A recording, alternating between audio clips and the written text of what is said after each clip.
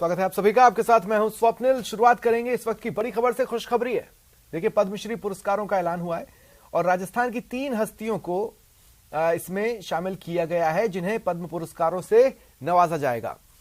समाज सेवी मूलचंद लोढ़ा, लक्ष्मण सिंह को पद्मश्री से नवाजा जाएगा और अहमद हुसैन और मोहम्मद हुसैन को भी पद्मश्री सम्मान मिलेगा। इधर यूपी से मुलायम सिंह यादव को मरणोपरांत पद्म विभूषण का ऐलान हुआ है। देश की 91 हस्तियों को पद्मश्री पुरस्कार मिलने वाला है। ये बड़ी खबर आपको बता रहे हैं इस वक्त की। राजस्थान के लिए भी बड़ी खबर है और खुशखबरी है। पद्म पुरस्कारों का ऐलान हो चुका है, घोषणा कर दी गई है भारत सरकार की ओर से। सालाना गणतंत्र दिवस की पूर्व संध्या पर सर्वोच्च नागरिक सम्मानों में से एक पद्म पुरस्कारों के विजेताओं का नाम घोषित किया जाता है। देखिए उपलब्धि स्तर के आधार पर 3 श्रेणियां हैं पद्म अवार्ड्स की। पद्म विभूषण, पद्म भूषण और पद्मश्री देश का सर्वोच्च नागरिक पुरस्कारों में से है। देखिए भारत के पूर्व रक्षा मंत्री, यूपी के पूर्व सीएम दिवंगत मुलायम सिंह यादव को मरणोपरांत पद्म विभूषण से सम्मानित किया जा रहा है। राजस्थान के लिए भी बड़ी खबर है। राजस्थान से 3 हस्तियों को पद्मश्री मिलेगा। और बीकानेर से बड़ी खबर है। शिक्षकों की मांग को लेकर पैदल कूच मामले में यह बड़ा अपडेट है। ग्रामीणों और प्रशासन में वार्ता आखिरकार सफल हुई। देखिए जो आश्वासन बच्चों को और उनके परिजनों को और ग्रामीणों को दिया गया है उसके लिहाज से 4 सेकंड ग्रेड टीचर और 2 थर्ड ग्रेड टीचर लगाने पर सहमति बन गई है। संयुक्त निदेशक स्कूल शिक्षा ने आदेश भी जारी कर दिए। ये बच्चे ग्रामीणों के साथ, अपने परिवार वालों के साथ 90 किलोमीटर चलकर कलेक्ट्रेट पहुंचे थे और बताया था कि हमारे 13 अध्यापकों के पद खाली हैं, पढ़ाई प्रभावित हो रही है। और बीकानेर से ही बड़ी खबर है। महाजन थाना क्षेत्र में एक भीषण सड़क हादसा हुआ। 3 लोगों की मौत हो गई, 2 लोग घायल हुए हैं। घायलों का अस्पताल में इलाज चल रहा है। दरअसल मोखमपुरा के पास ट्रक और कैंपर में भीषण भिड़ंत हो गई थी। भिड़ंत इतनी तेज थी कि कैंपर चकनाचूर हो गया। सूचना पर पुलिस पहुंची, क्षतिग्रस्त वाहनों को सड़क किनारे किया और यातायात सुचारू करवाया।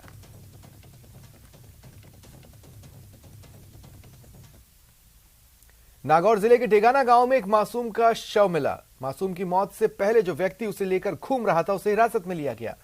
डेगाना गांव में मिले अज्ञात मासूम के शव की पहचान के लिए पुलिस जुटी हुई है। मासूम के शव को डेगाना के उप जिला अस्पताल में रखवाया गया है।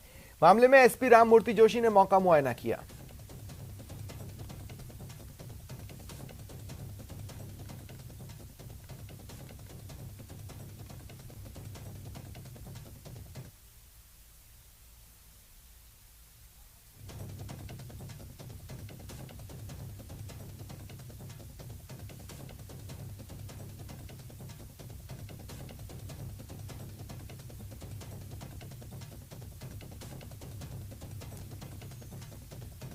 देखिए नागौर के डेगाना गांव में एक मासूम का शव मिला।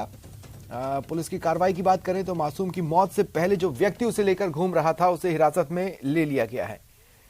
जोधपुर के लूणी क्षेत्र में बाइक चोरी का सिलसिला थम नहीं रहा। सांगरिया बाईपास से दिन दहाड़े चोर बाइक चुराकर भाग गए। वारदात सीसीटीवी में कैद हुई। पीड़ित जगदीश गिरी ने थाने में रिपोर्ट दर्ज कराई है। इसमें उसने बताया कि 22 जनवरी को Splendor plus bike Rajaram steel पर खड़ी कर ट्रैक्टर खाली करने गया। वापस आकर देखा तो बाइक नहीं थी।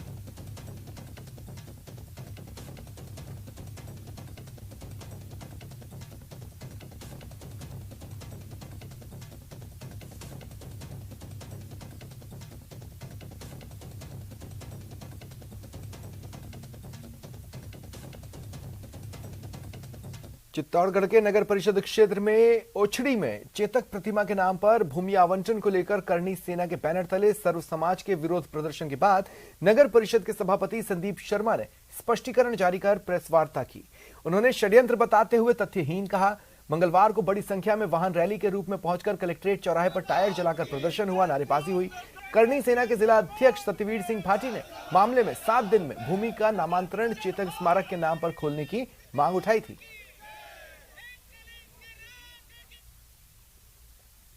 नागौर जिले के मुंडवा पंचायत समिति की सभी ग्राम पंचायतों में मनरेगा के पक्के कार्यों की तीसरी बार जांच कराने और भुगतान रोकने के विरोध में मुंडवा के सरपंचों ने पंचायत समिति कार्यालय के बाहर धरना दिया, आमरण अनशन शुरू किया।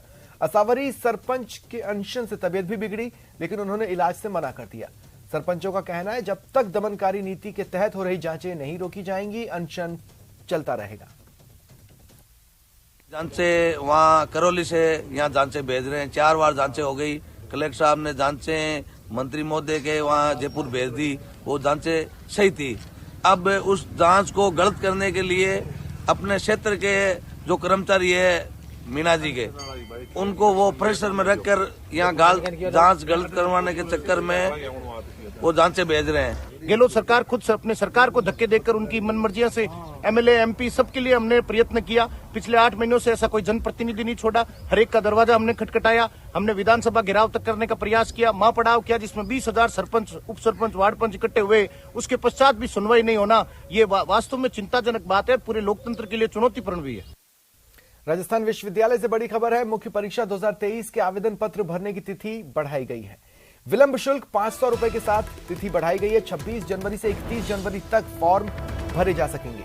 राजस्थान विश्वविद्यालय में परीक्षा के आवेदन का अंतिम अवसर है। मार्च के प्रथम सप्ताह में मुख्य परीक्षा होगी।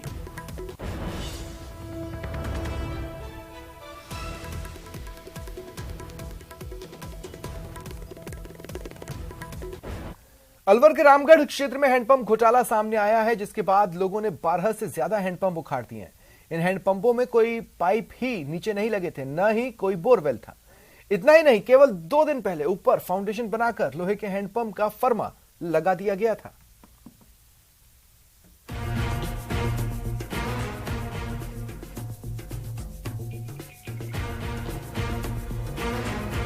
फिल्म गदर में एक सरदार ने हैंडपंप उखाड़कर पाकिस्तान की हेकड़ी निकाल दी।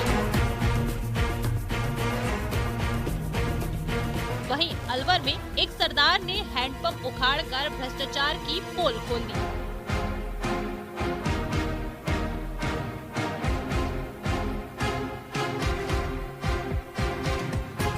देखिए भ्रष्टाचार के इस हैंडपंप को।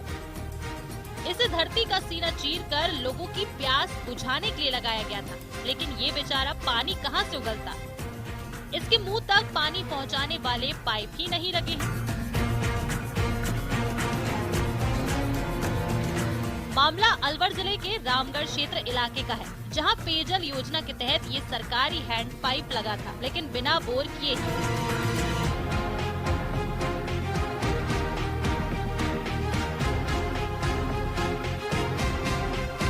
सरपंच के पिता थे, जबकि पिता को कोई अधिकार ही नहीं है। जो हैंडपंप पहले दीन मोहम्मद के कार्यकाल में लगे हुए थे, उनको दिखा रहा है जांच कमेटी के लिए। जो इसने अपने कार्यकाल में और पहले अपने कार्यकाल में लगाए थे, वो मौके पे कोई हैंडपंप नहीं है। ये शमशान घाट देख लो, पूरी जनता के सामने, पूरी यहाँ पे भीड़ है, सभी ने देखे, कहीं मौके पे कोई हैंडपंप नहीं मिला।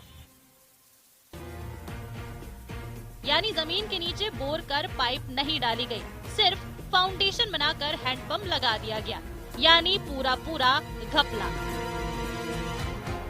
लोगों का कहना है कि करीब 1 दर्जन जगहों पर इसी तरह हैंडपंप लगाए गए हैं।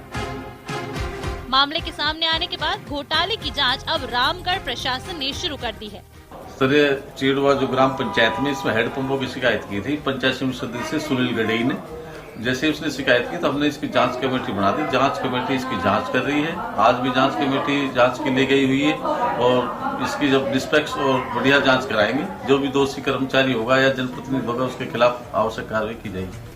हैंडपंपों की जांच करने के लिए टीम मौके पर पहुंची। देखा तो जिन हैंडपंपों की चर्चा कागजों में है, उनमें 10 हैंडपंप के ढांचे भी नहीं है। एक हैंडपंप मौके पर मिला, जिसमें बिना बोरिंग करे हैंडपंप लगा रखा था, जिसे ग्रामीणों ने जांच टीम के सामने चलाकर देखा तो हैंडपंप उखड़कर हाथ में आ गया।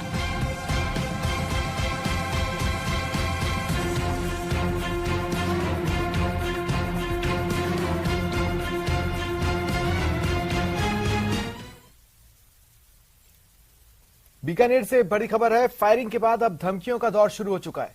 बीजेवाईएम के जिला अध्यक्ष को धमकी मिली है, पाकिस्तान के नंबर से धमकी मिली। तहरीक-ए-तालिबान पाकिस्तान कहकर धमकी दी गई। वेदव्यास ने नया शहर में शिकायत दर्ज कराई है। वेदव्यास ने पुलिस से सुरक्षा की गुहार लगाई है। देखिए, फायरिंग की खबरें आम थी, अब धमकियों का दौर शुरू हुआ है। बीजेवाईएम के जिला अध्यक्ष को धमकी मिली है, पाकिस्तान के नंबर से यह धमकी मिली। वेदव्यास ने नया शहर में एफआईआर करवा दी है, पुलिस से सुरक्षा की गुहार भी लगाई है।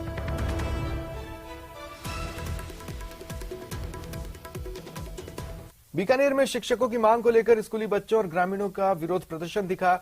डंडी गांव से बीकानेर के लिए स्कूली बच्चे और ग्रामीण पैदल कूचकर बीकानेर पहुंचे। इस मामले में आखिरकार उन्हें आश्वासन मिला है टीचर का। वहीं राजासर भाटियान गांव में स्कूली बच्चों ने स्कूल में तालाबंदी की।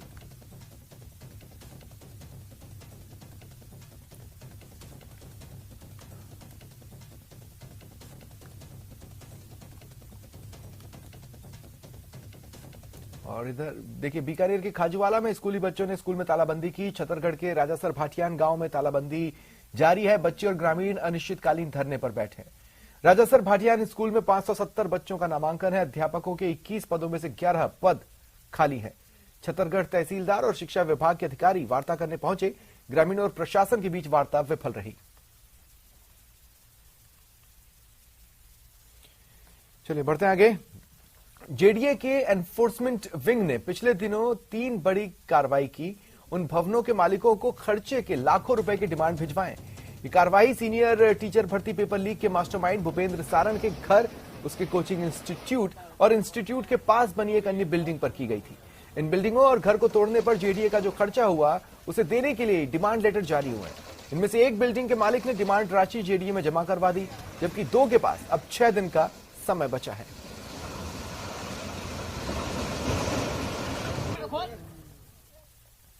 कोटा के डर्टी प्रोफेसर मामले में कोर्ट में तीनों आरोपियों की वीसी के जरिए पेशी हुई। कोर्ट ने बहस के बाद तीनों की न्यायिक हिरासत 10 फरवरी तक बढ़ा दी। विशिष्ट लोक अभियोजक हितेश जैन ने बताया कि तीनों आरोपियों को सेंट्रल जेल से नहीं लाया गया, बल्कि वीसी के जरिए सुनवाई हुई। पेश न कर वीसी के जरिए आज पेश किया गया था और वीसी के जरिए पेश कर उनकी आगामी तारीख 10 फरवरी नियत की है। अब आगामी पेशी में हमारी चालान की प्रक्रिया चल रही है। चालान कंप्लीट होते हैं आगामी पेशी से हम चालान तीनों का पेश करेंगे। इन्होंने आवाज सैंपलिंग देने से भी मना किया। आवाज देने से मना कर दिया। हमने इनके हैंड राइटिंग के जिनकी जो कॉपियाँ जब्त हुई थी उनके हस्ताक्षर के लिए, इनकी राइटिंग एक्सपर्ट के लिए इन्होंने हस्ताक्षर नमूना हस्ताक्षर लिए हैं। इनकी असल जो नमूना हस्ताक्षर है वो और जो इनकी कॉपियाँ थी उन दोनों के मिलान के लिए फैसल भेजा जाएगा और चालान कंप्लीट करके। भारत जोड़ो यात्रा के फॉलोअप में कल से पूरे देश में कांग्रेस हाथ से हाथ जोड़ो अभियान की शुरुआत करने जा रही है। इसके तहत कांग्रेस देश के 6 लाख गांव, 2.5 लाख ग्राम पंचायतों, 10 लाख पोलिंग बूथों तक पहुंचकर राहुल गांधी का संदेश और केंद्र सरकार की विफलताओं की चार्जशीट लोगों से साझा करेगी। प्रदेश कांग्रेस भी अगले 2 महीने 200 विधानसभाओं में इस अभियान को चलाएगी, जिसका नेतृत्व ब्लॉक कांग्रेस कमेटियां करेंगी। इस अभियान के तहत हमारी पूरी कोशिश रहेगी 6 लाख गांव, हमारे 6 लाख गांव, 2.5 लाख ग्राम पंचायतों को 10 लाख मतदान बूथों तक पहुंचकर श्री राहुल गांधी जी का जो संदेश है और मोदी सरकार की जो नाकामियों की चार्जशीट जो है, जो 9 साल का इनका कुशासन रहा, उसकी चार्जशीट पहुंचाना हमारा मकसद रहेगा। पूरा एक बूथ कवर किया जाएगा। उस बूथ को कवर करने के पश्चात अगले बूथ पर जाएंगे। ये पदयात्रा के करते हुए पूरा विधानसभा क्षेत्र कवर करना है। ये 26 तारीख को प्रारंभ होगा, जिसमें प्रतिदिन जब भी यात्रा प्रारंभ होगी उस एक बूथ पे जहां से प्रारंभ करेंगे वहां झंडारोहण करके आगे जाएंगे। राहुल गांधी जी का जो संदेश है वो पत्रक जो है वितरण किया जाएगा। उसके अलावा राज्य सरकार की जो उपलब्धियां हैं उसका पत्रक हमने दिया है वो वितरण होगा और केंद्र सरकार की विफलताओं का भी पैम्फलेट वितरित किया जाएगा। बीबीसी की एक डॉक्यूमेंट्री पर कांग्रेस के रुख के विरोध में कांग्रेस नेता ए के एंटनी के बेटे अनिल एंटनी के इस्तीफे के बाद राजनीति तेज है। मामले में अनिल एंटनी की राय को कांग्रेस की राष्ट्रीय प्रवक्ता अलका ने उनकी व्यक्तिगत राय बताया। अलका लांबा ने कहा, डॉक्यूमेंट्री को रोका जाना लोकतंत्र की हत्या है। उन्होंने कहा, देश में आजादी है तो देखने दीजिए लोगों को और फैसला कर लेने दीजिए, लेकिन केंद्र सरकार डरी हुई है क्योंकि अब बेनकाब हो रही है। हम लोग खुद लोग मिले हैं हमसे, सड़क पर है, जमीन पर है, चल रहे हैं, देख रहे हैं, तो मुझे लगता है कि जो कुछ भी है, सबसे पहली बात डॉक्यूमेंट्री को रोका क्यों गया है? लोकतंत्र है ना, आजादी है ना, देखने दीजिए, लोगों को फैसला कर लेने दीजिए। पर ये सरकार पूरी तरह से डरी हुई है, क्योंकि ये सरकार एक के बाद एक बेनकाब हो रही है। और ये सरकार को पता है इस भारत जोड़ो यात्रा में बहुत सी सच्चाइयां, बहुत से मुद्दे जनता के माध्यम से सामने आए हैं, जिसने इस सरकार को जवाब देने के लिए मजबूर कर दिया है। सिटी पार्क की खूबसूरती को इन दिनों नजर लग गई है। राजधानी जयपुर के सबसे खूबसूरत पार्कों में से एक पार्क सिटी पार्क इन दिनों घास सूख रही है, फुलवारी उजड़ चुकी है। कारण है यहां घूमने आने वाले पर्यटक। सिटी पार्क में रोजाना हजारों की संख्या में आमजन आते हैं, लेकिन बेतरतीब ढंग से लोगों के घूमने फिरने के कारण सिटी पार्क की घास पूरी तरह खराब हो चुकी है, जिसके बाद राजस्थान आवासन मंडल पार्क में घूमने आने वाले पर्यटकों को कंट्रोल करने के लिए टिकट लगाने जा रहा है। हालांकि पार्क की सुरक्षा के लिए राजस्थान आवासन मंडल प्रशासन ने सैकड़ों सुरक्षा गार्ड लगा रखे हैं, लेकिन इन सबके बावजूद पार्क के मॉन्यूमेंट्स चोरी होने की घटनाएं हुई, घास, फुलवारी, प्लांट्स को नुकसान हुआ। अब इस परेशानी से निपटने के लिए यहां घूमने आने वाले लोगों से टिकट वसूला जाएगा। थोड़ी ग्रीनरी हो और ज्यादा, और बच्चों के लिए यहाँ कुछ भी नहीं है, ना कोई फूड कोर्ट है और ना ही कोई मतलब स्विंग्स हैं, उनका कोई भी एक प्ले आइटम्स नहीं है। तो यहाँ पे अगर थोड़ा वो हो तो बहुत ज्यादा अच्छा लगे। लोग ज्यादा आ रहे हैं, ये सर्दी है तो घास सूख रही है, लेकिन थोड़ी सी इसमें है ना मेंटेनेंस की कमी है, वो होना चाहिए इसके अंदर। बाकी सर्दी से ऐसी कोई घास सूखती नहीं है कि है ना बढ़ नहीं रही है कि सूख रही है। कोई बच्चों के लिए झूला वगैरह होना चाहिए, थोड़ा सा मेंटेनेंस की कमी है यहाँ पर, बाकी अच्छा लगा और तो सब। सिटी पार्क ने जिस तरीके से लोगों के दिलों के अंदर जगह बनाई है, जिस तरीके से अपनी खूबसूरती को लेकर अपनी ओर आकर्षित किया है, अब कहीं ना कहीं उस खूबसूरती के नजर लगती हुई आ रही है। आप देख सकते हैं ये जो सिटी पार्क की जो ग्रीनरी है, जो ग्रीन घास है, वो कहीं ना कहीं अब सूखने लगी है। साथ ही साथ में कि जो फुलवारी है, जो प्लांट्स है, वो भी सर्दी के ऐसे मौसम के अंदर सूखने लगे हैं। उसका सबसे बड़ा ये कारण है, एक तो सर्दी का ये मौसम, दूसरा यहाँ पर जो लोग जो घूमने आने वाले हैं वो उनका बेतरतीब तरीके से घास, फुलवारी जो प्लांट्स है उन्हें तोड़ना, नुकसान पहुंचाना। इसी को ध्यान में रखते हुए राजस्थान आवासन मंडल ने बड़ा फैसला लिया है। जल्द यहाँ पर जो घूमने वाले जो लोग हैं उनके घूमने के ऊपर एक नॉमिनल टिकट यहाँ पर लिया जाएगा और उस टिकट से कोशिश की जाएगी कि यहाँ पर जो आने वाली जो भीड़ है उसे कंट्रोल किया जाए। न्यूज 18 राजस्थान के लिए रोशन शर्मा की रिपोर्ट। देश भर में विरोध के बीच फिल्म पठान आज रिलीज हुई। टोंक के सिनेमा घरों में दर्शकों ने पठान फिल्म देखी। दर्शकों ने फिल्म को लेकर बेवजह विरोध की बात कही। इस दौरान सिनेमा घर के मैनेजर ने बताया कि फर्स्ट डे फर्स्ट शो की 70% ऑनलाइन बुकिंग हुई और शाम के भी सभी शो हाउसफुल रहे। चाहूंगा कि सभी को अपनी फैमिली के साथ देखना चाहिए। अब तक की बॉलीवुड की सबसे एक्शन हाई लेवल मूवी है और देश को समर्पित मूवी है ये। जिन लोगों ने नहीं देखा, जो देखकर ही दूर से ही बुराई कर रहे हैं, उनको देखकर ही तो पता चलेगा क्या सही है क्या गलत है। कुछ भी नहीं है फिल्म के अंदर। जिस तरीके से जो आ रहा था कि वो गाने को लेके कि भाई बेशर्म जो गाना है उसके अंदर भगवा को लेके कुछ ऐसा किया गया है, हालांकि ऐसा कुछ भी नहीं किया है। देशभक्ति फिल्म है। और अब बात उदयपुर की, जहां पठान फिल्म को लेकर विरोध प्रदर्शन हुआ। श्री राम सेना और करणी सेना ने सेलिब्रेशन मॉल के बाहर प्रदर्शन किया। मूवी के पोस्टर फाड़कर नारेबाजी की। पुलिस के आला अधिकारी और जाब्ता तैनात रहा।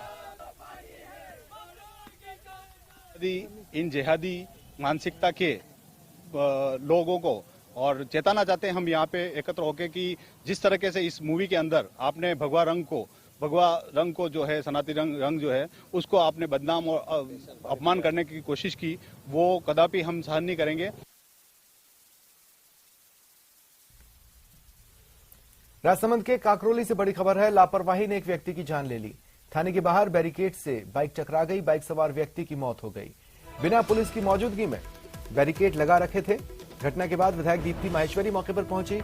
इधर जो गंभीर घायल है उसे अस्पताल पहुंचाने को कहा। घटना के वक्त थाने में एक कांस्टेबल था। करीब आधे घंटे बाद एम्बुलेंस पहुंची, जिससे घायल को अस्पताल पहुंचाया गया। अस्पताल में डॉक्टर्स ने घायल को मृत घोषित कर दिया। जब शव की शिनाख्त नहीं हुई तो पुलिस ने शव मोर्चरी में रखवाया। बिना पुलिस की मौजूदगी में सड़क पर बैरिकेडिंग पर विधायक ने सवाल उठाए। कहा कि बैरिकेडिंग से टकराकर मौत का जिम्मेदार कौन है। गणतंत्र दिवस की पूर्व संध्या पर पूरे प्रदेश में देशभक्ति के रंग दिख रहे हैं। जयपुर में तिरंगे से जगमग सरकारी इमारतें, जोधपुर में थल सेना की प्रस्तुति, जयपुर में एनएसयूआई की 100 मीटर लंबे तिरंगे के साथ रैली।